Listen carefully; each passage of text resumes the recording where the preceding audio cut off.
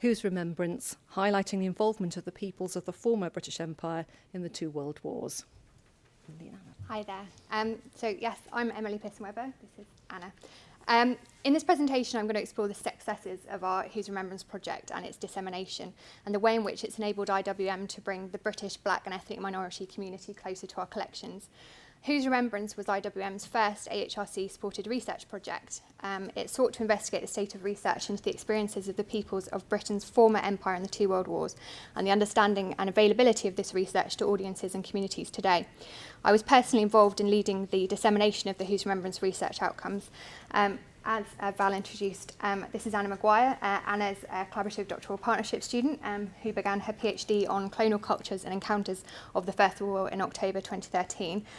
In undertaking her PhD, which is a partnership between IWM and King's College London, Anna spent a great deal of time exploring IWM's collections relating to the British Empire in the First World War, and has also been very closely involved with our Whose Remembrance project, as well as working on the ongoing HERA-funded project, Cultural Exchange in a Time of Global Conflict, which is being led by Dr. Shantanu Das at King's College London. So, the Whose Remembrance project was devised in order to address a previously neglected history. The involvement of the British Empire in both world wars has historically been underrepresented, if not entirely unacknowledged, in mainstream histories. Both world wars were global events that drew on manpower from almost every continent. The images on screen are two recruitment posters from the Second World War. The poster on the left was printed in Great Britain for distribution in India, and the poster on the right shows images of men representing the armed forces of various nations, including Canada, Great Britain, New Zealand, Australia, Africa, West Africa and India, with the Union flag flying in the background. When we think about the First World War, traditionally the conflict brings to mind mud, trenches, the Somme, but men throughout the colonial empire served across many diverse fields of conflict. Africa was the first site of military action by British land forces in the First World War. Though, thankfully, with the First World War centenary, much more is being done to address this previously neglected history, such as David Olusoga's recent BBC Two television series and accompanying book, The World's War. Nonetheless, these histories are still not part of the mainstream understanding of the conflict. Our photo archive at IWM has been particularly useful in shedding light on the global reach of the conflict. For example, some images which give an insight to Britain's involvement in the First World War. This is an image of a wounded man being carried across a river on an improvised stretcher during the First World War in fighting in German and East Africa. Over 2 million Africans served in the First World War under the French, British and German flags. And here's an image of Indian troops marching through Baghdad in March 1917. By the end of 1914, 1/3 of the British sector of the Western Front was held by Indian soldiers. The AHRC grant for the Whose Remembrance project was received under the Connected Communities funding stream. The principal objectives were to engage with community groups, primarily in London, but also around the rest of the UK and later internationally, with a view to opening up the understanding of the involvement of the peoples of the British Empire in the two world wars, to build on work that was already underway at IWM, to consolidate, expand and disseminate our knowledge and our understanding of this history and our relevant collections, and to identify gaps in research and how these might be addressed, so as to allow the investigation and presentation of a more comprehensive and coherent story. And finally, to address how visitors from Black and ethnic minority communities can be increased at IWM's physical and virtual sites, and how fuller understanding of the subject matter by minority groups with a past history connected to our subject matter could be developed and sustained. The project was undertaken by the research department in consultation with an advisory group of academics and specialists who are shown on screen. So we have Ansar Ahmed Ullah on the left from the Swadhinata Trust, a London-based secular Bengali heritage group that works to promote Bengali history. In the middle, we've got Arthur Torrington from the Windrush Foundation, an organisation to preserve the history of the arrival of the first post-war wave of Caribbean settlers at Tilbury Docks in Essex in 1948. And then finally, on the far right, we've got Ulay Ndoye, a student pursuing an MA in anthropology at the University of Oxford. Each of the researchers selected a particular area of history that they were interested in, and they then undertook an assessment of how IWM's collections could be used to study that history.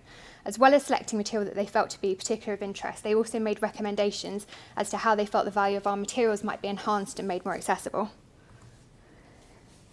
Ansar researched South Asian seamen in the First and Second World Wars, This photograph is the first item that he found with a reference to Bengali seamen discovered in the collections as he started his investigation. It shows visitors to Bute Town in Cardiff for the opening of a mosque and local cafe in 1943. In his report, Ansel highlighted interesting material in IWM's collections, which documents global interactions between cultures and the poor working conditions endured by Lascars. He described how in a short period of research he found only a handful of direct references to Bengali seamen, but that's not to say that there weren't more references to be found in the vast collections of IWM. He made a number of useful observations, talking about how in captions mentioning Bangladesh, in brackets, they were also referring to areas of India, and so that could perhaps be confusing, and how it would be worthwhile to approach press targeted at particular communities to make them aware of the breadth of our collections. Arthur Torrington was engaged to explore the role of West Indian soldiers in the First World War. Arthur's particular concern related to the exhibition of these diverse stories and their use as educational tools for young people. We worked with Arthur to create a collections and context article, which is shown on screen, for our website, and on the West Indian soldiers in the First World War. And then finally, Elaine Joyeux offered an academic perspective on using our collections and made useful observations on the material we hold and how they were useful for studying her topic. She observed that overall the collections held by IWM are heavily slanted to European British perspective. Such observations offered really valuable insights into the experiences of external researchers attempting to use our collections to explore these particular areas of history.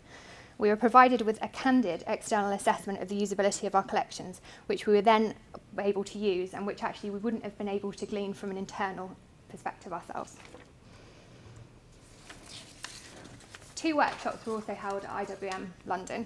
The first was a historian's workshop, which addressed the current state of research into this topic and the availability of sources. It was attended by 37 UK-based and international academics. We also had a workshop for museum professionals, community representatives and social scientists, which discussed the representation of the topic and how museums have sought to address the history. It was attended by 48 delegates, primarily from UK-based museums and archives. The lack of written accounts was a really prominent concern that was raised by the historians' workshop particularly, and different ways of remedying this were explored, as well as the difficulties of writing history when the official colonisers' voice is dominant. Some key points were how researchers in the area need to be flexible and able to read sources against the grain, because especially for the First World War, there's a real scarcity of material collected by archives and museums that was actually written by the colonial soldiers themselves. How it's challenging to use both official and unofficial records that refer to colonial soldiers in a really derogatory manner, often dehumanising them, and how there's no single experience that's applicable to all soldiers from a particular community, and you have to acknowledge that there are individual stories and the individual experiences vary greatly. Key points arising from the other workshop with museums professionals were that exhibitions and archives play an important part in making the history of Black and ethnic minority communities in Great Britain visible. Too frequently, projects looked at community identities are only funded for a short and specified period of time, and that there's a danger that the history they uncover will slip back from the visible to the invisible again. How trust between cultural organisations and communities is absolutely key, and that's the only way that museums and archives can gather materials and oral histories from those communities. How community-led projects are preferable to projects with controlled community participation, and how empowerment is key. And finally, how archives can be used for the novice researcher. I'll hand over to Anna. Sorry. My own PhD can be traced as a direct output of Whose Remembrance. The collaboration between my supervisors in forming the studentship came from the working relationship they'd established through the Whose Remembrance project. And there are many similarities between the aims of this project and the work that I've been doing exploring IWM's collections and how they can be used to recover colonial experience during the First World War. I specifically look at the experience of West Indian, South Africans and New Zealanders who served during the war, examining the encounters that these men had with other troops, with nurses and civilian women and children, as well as with the cultures and countries that war took them to. The collections of the museum are undeniably rich when examining elements of the war from a white perspective, and have been extremely helpful in pursuing accounts from white South Africans and New Zealanders.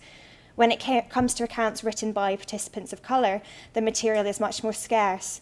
As a result, and corresponding with the suggestion from the historian's workshop, I've had to adopt a different, more flexible approach in my research in order to compare the experiences of both white and black men during the war. Because my project is particularly interested in encounters, I've used this as a framework in how I interrogate primary texts. This has allowed me to make great use of the vast array of white accounts by looking at descriptions of encounter had by those men with men from the Maori Pioneer Battalion or the British West Indies Regiment, for example. A particularly vivid account in the museum's archives is the transcribed diary of William Barry, an Australian who saw service in Sri Lanka, Egypt and France, and was taken prisoner during the Battle of Fromelles in July 1916. This rich quote tells of his experience swimming with a group of Jamaicans in the Suez Canal. It looked funny to see these fine-bodied coloured men, for they were as black as coal in the water with us chaps. Before long, the Australians and Jamaicans were the best of friends and spent their time away from camp playing cards and picnicking together. As a positive account of interaction between white and black men, though captured in racialised language, a constant challenge for researchers in this field, it adds a new perspective in thinking about men from the West Indies and their time at war. It does not negate accounts of racist discrimination and mistreatment, but expands the frame in which we view the war for people from the Empire. Though Barry cannot speak on the war experience of West Indian men as a whole, he gives a snapshot into the interactions that could and would shape their military service. There are some issues with using the collections in this way. It takes a great deal of time to locate references to interactions within the catalogue, as it often goes beyond the detail of some of the descriptions, and what may sound initially exciting exists in minimal detail once you examine the document. Finding references in the catalogue does require using the jarring language of the past, natives, coloureds, Negroes, which is a challenging and uncomfortable experience. It can also be down to coincidence. Because I'm already looking at the documents for men from New Zealand and South Africa, I occasionally find mentions of encounter where I'm not expecting them. It also creates a reliance upon white voices speaking on behalf of people of colour, which is problematic, and so the material must be held in a critical light and in relation to other types of sources. However, using the museum's collections in this way has certainly been a productive way for me to uncover some of the hidden elements of colonial war experience, particularly some of the more individual and personal stories, and it has really increased the potential of the collections for this type of research, at least in my own PhD. I also want to briefly touch on the photograph archive at the museum again.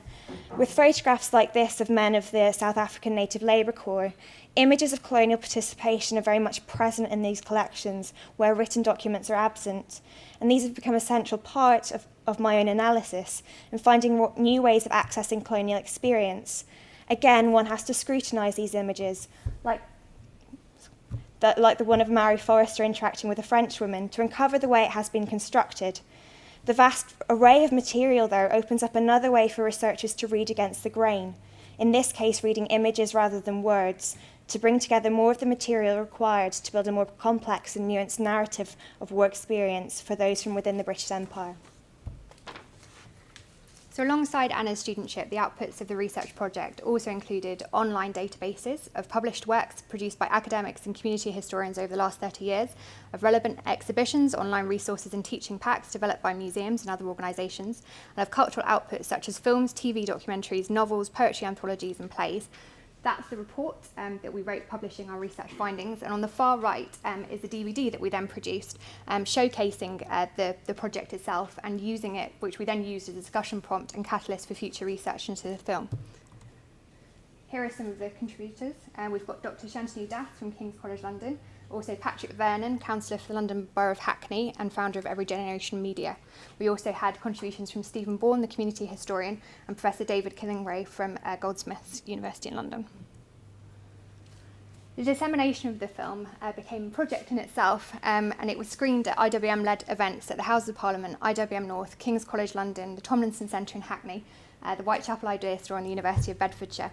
These events were a really important means of sharing our research findings and encouraging Black and ethnic audiences in particular to engage with this history. On screen there's a poster from our Hackney event, which was held in March in partnership with the Black and Ethnic Minorities Arts Organisation, the Windrush Nurses and Beyond Foundation and Hackney Council. Running such events in partnership with prominent community groups and local councils was key to ensuring the event was relevant to the local population. Additionally, we also realised that conventional IWM channels of promotion would not necessarily attract the audiences we most wanted to engage. Accordingly, we promoted the event via Twitter, Facebook, special interest mailing lists such as the Black and Asian Studies Association mailing list, the Black and Ethnic Minority Press, for example The Voice, or the diverse FM radio station in Luton, and through local newspapers such as the Hackney Gazette. We also circulated invitations via local mosques, temples, churches, schools and community groups. Here are some of the images from the Hackney event. At the event, the film was screened and followed by a panel discussion, including contributions from Suzanne Bodgett, our head of research, the London historian Jerry White, Diane Abbott MP, Patrick Vernon, Professor Gus John, who's an honorary fellow of the Institute of Education, and the events included musical performances and also some refreshments. Reactions to the film and the project varied considerably between screenings. There was much appreciation for the fact that this research had taken place, but there were grievances voiced against the historic underrepresentation of such histories. It was important not to shy away from such reactions to the DVD. Black and ethnic minority communities who felt that their history has been marginalised will understandably feel strongly about this, and organisations like IWM can often be seen to represent the white colonisers' view. However inaccurate this may be today, the main objective was to engage people with the history itself. It's a nice quote that Diane Abbott wrote following the screening, talking about how the project was crucial in filling a gap in history that's overlooked a contribution of colonial troops in the First World War. We also screened the film internationally at the Alliance Française de Dakar in Bangladesh, at the United Service Institute of India, and also at the Ginsberg Film Festival in South Africa. 1,550 copies of the DVD were printed, and copies have been requested for use by the All-Party Parliamentary Group for Race and Community, the British Council, the Jamaican High Commission, the Kingsway Project in Birmingham, the Luton Council and National Museums Liverpool. Interest in the project has been completely unprecedented, which demonstrates clearly the appetite amongst community and cultural organisations to explore this neglected history. Following lots of inquiries, we also decided to write a research guide, which was published in August this year. It was produced to try and help people who wanted to conduct their own research in this area. The guide aimed to empower community researchers by providing information on what's held in our collections and also other institutions which relates to this subject and how this material can be used. It explored some of the issues that might be encountered during the research and provides advice for those working in this area, suggesting kind of helpful reading materials and online resources. We felt it would be really important to include a detailed guide of how to use our online catalogue to help researchers who maybe were not used to using this sort of online facility. General observations which were provided for researchers included a forewarning that in historic photo captions and catalogue entries and within the collections themselves, language is used that sounds insensitive to modern ears, often patronising or racist. And a reminder that when searching through catalogue entries, it's necessary to remember that names have changed over the years and entries may have not have been updated to reflect the change. For example, there are references to the Gold Coast, which should be Ghana.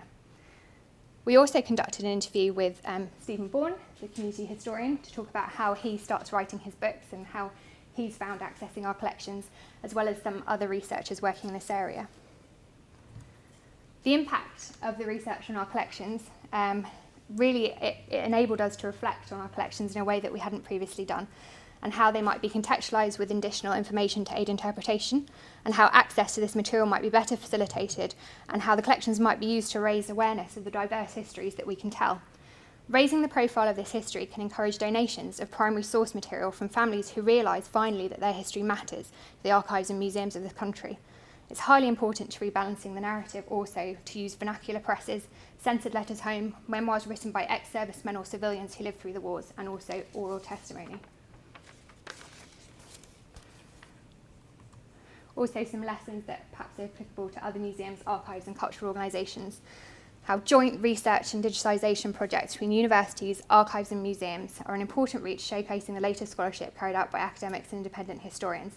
How cultural organisations need to forge links with their communities and their brokers in order to make the narratives they promote more representative of and relevant to the diverse communities they serve. How it's difficult to appreciate the obstacles encountered by community members when approaching collections as an insider of the institution. It's important to engage the users of the collections to uncover the real difficulties faced. How making archives and collections more accessible is identified as a challenge facing museums and potentially a task with which community brokers can assist. And finally, overall, that we know that Whose Remembrance is just the beginning of a long process into more fully appreciating the diversity present in IWM's collections and opening these up to all users. And it's one that certainly hasn't finished, and we intend to kind of carry on with various other different projects. And making archives and collections more accessible is a challenge, but it's not insurmountable. Thank you very much.